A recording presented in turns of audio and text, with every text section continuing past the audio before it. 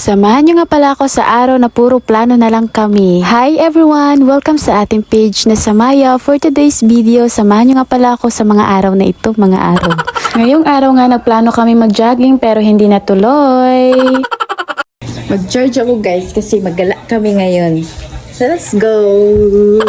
Pagkatapos nga ng maraming oras ng pag-charge, ayun, it's time to shine na naman mga B. Magala na tayo kasi nga puro plano na lang tayo mga day. Buti nga medyo okay yung panahon ngayon kaya okay lang na mag-walking tayo. Walking na lang yung nangyari imbis na jogging. Ganto kasi yon, kahapon pa kami nagplano ni Kuya Bry na magja-jogging kami pero mga B, super sarap talagang matulog kaya tanghali akong nagising at nung pagsabi ko kay Kuya na mag-jogging na kami, ayaw niya na mag-jogging kasi nga tinatamad na siya tanghali na daw. Maaga pa daw siyang nagising at tinitingnan niya akong magising. At yun na nga pala, hinatid na din namin sa Ate Balin kasi mag-work na din siya mga day. Kaming apat lang pala yung mag-walking ngayon. Nagsiging plano lang talaga ang pamilyang tong mag-jogging pero walang nangyari kaya nanagko na ang lawas.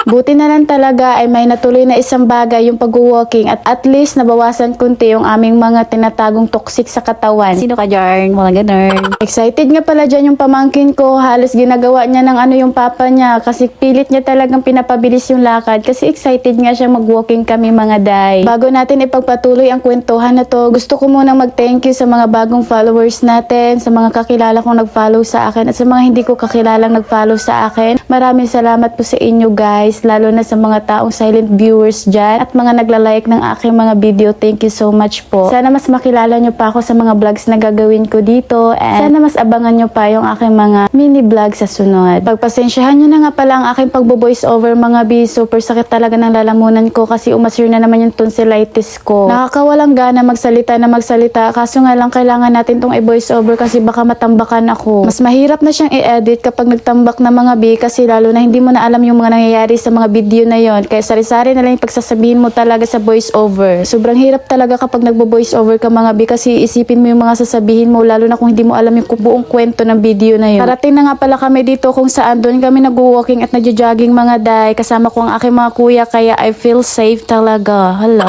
Nasa harap nga lang pala kami ng AUP kaya matatanaw nyo talaga yung AUP dyan B at may nakita kaming baka. Grabe yung tingin nilang tatlo mga day. Super safe ako kasi tatlo yung mga lalaking kasama ko mga B.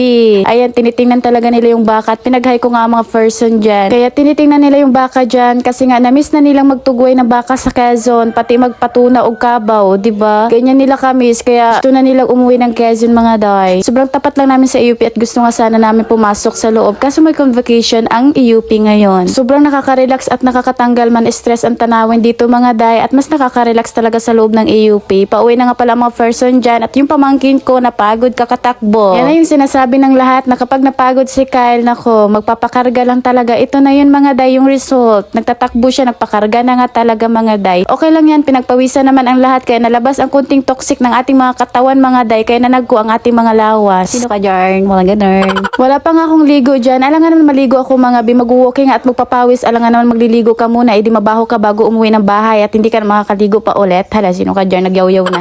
At may nakita nga kami maraming mangga dyan at hindi namin kinuha kasi nga hindi naman bulok naman lahat yan mga B. Pag ganitong moment nga na naglalakad kami tas lumakas yung hangin mga B, super namimiss ko talaga yung Quezon. Super namimiss ko talagang tumira dyan. Pero I hope soon. Hala, sino ka dyan? Kapag meron na tayong maraming pera mga day.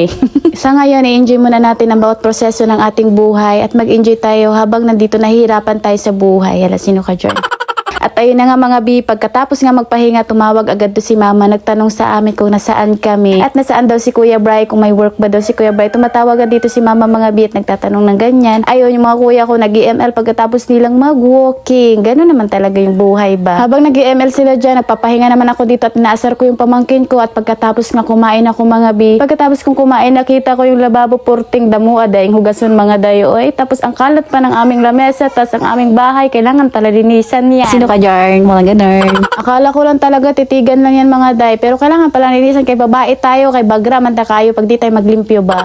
Sure ko nga pala sa inyo, wala nga pala sana akong balak maligo dyan. Pero nung pagsabi ni Kuya Bry na madilibre siya ng chicken mga B, super nabuhayan talagang aking dugo at kalamnan mga B. At naligo talaga ako kasi super sarap kumain ng chicken kapag bago kang ligo. Hindi ka maamoy, hindi ka mabaho, ganun. Sino ka dyan? Mga ganun.